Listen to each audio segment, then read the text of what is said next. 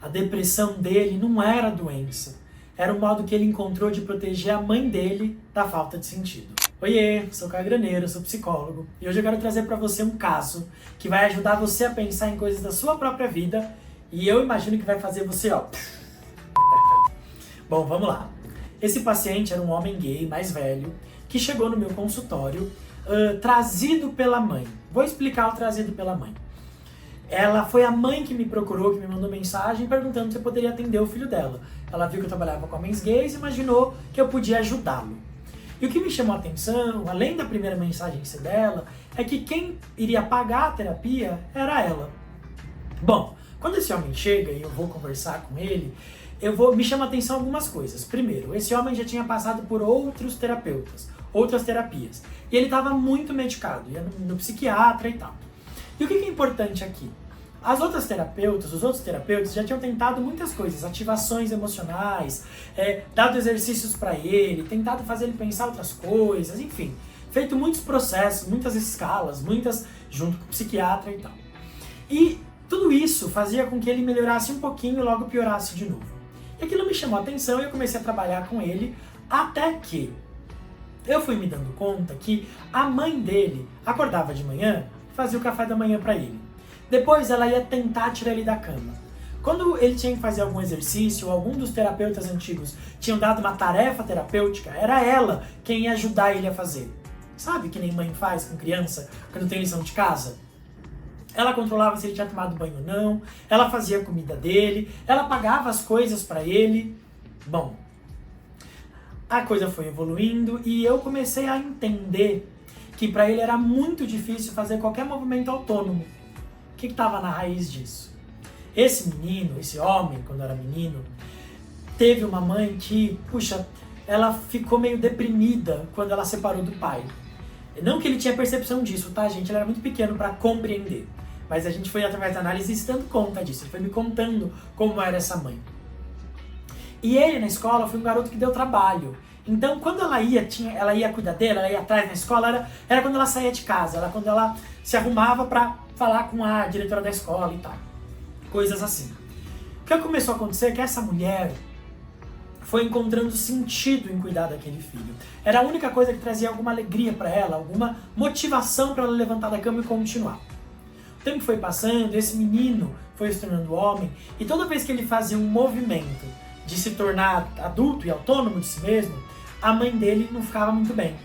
E ele foi entendendo que ele não podia sair de casa, que se ele arranjasse um namorado ela ficava com ciúme, O que se deu? O que se deu é que ele encontrou um lugar onde a mãe dele sempre tinha sentido, que era ele estando doente, que era ele estando deprimido. A mãe dele pagar a terapia dele, pagar a comida dele, cuidar dele, era um modo que ela tinha encontrado de ter sentido na vida. E ele tinha muito medo que a mãe dele voltasse a deprimir.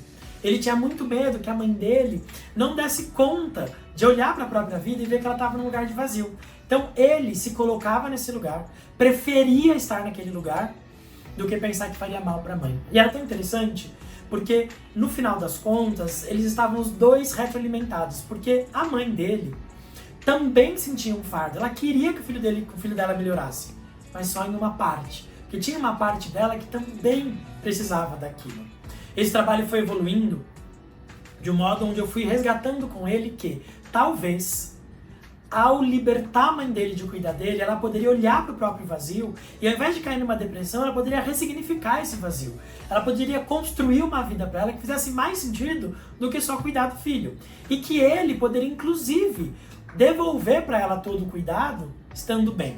Bom, em algum tempo ele melhorou, parou de tomar remédio, ela teve que ir para terapia, foi um processo difícil para ela, porque quando ela viu que ele começou a melhorar, ela realmente ficou meio deprimida, ficou sem sentido, mas a coisa andou. Mas por que eu quis te contar isso?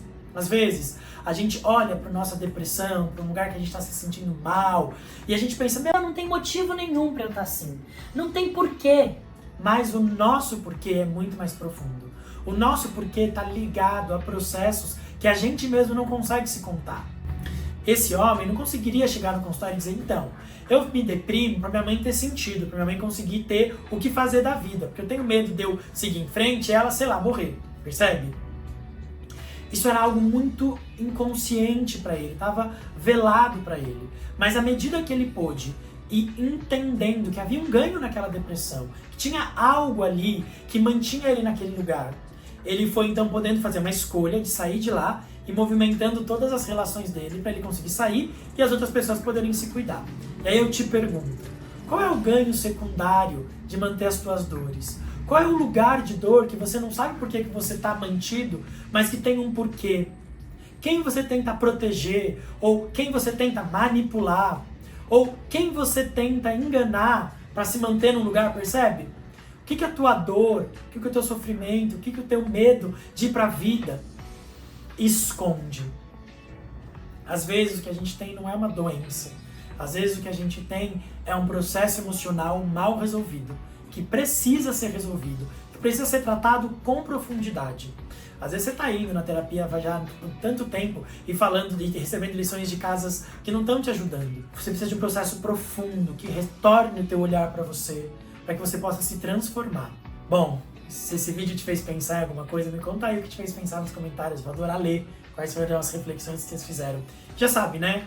Que a indicação de um terapeuta que atenda com profundidade, que tem um olhar assim mais profundo, escreve eu quero aí que eu posso te indicar alguém, tá bom? Tá bom. Beijo pra você.